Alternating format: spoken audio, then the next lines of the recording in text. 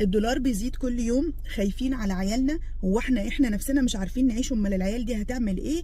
انتوا عارفين الدولار على اخر الشهر هيبقى بكام؟ حاجات تخوف. ولو احنا خايفين دلوقتي، حاسين ان المستقبل ممكن هيبقى اخوف. طب نعمل ايه؟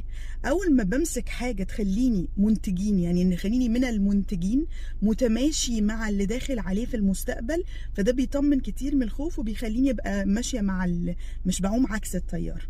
يعني الدولار بيزيد وولادنا قاعدين على الانترنت، طالما ولادك خلاص دخلوا على اعدادي، على مرحله الثانوي، علمهم حاجه، خليهم يعرفوا اكتر عن الفريلانسنج، يحضروا كورس عن حد بيقدم، الناس اللي بتقدم كورسات يا ريت تكلمنا في ده، ازاي اتعلم حاجه اقدم بيها محتوى اقبض بيها بالدولار.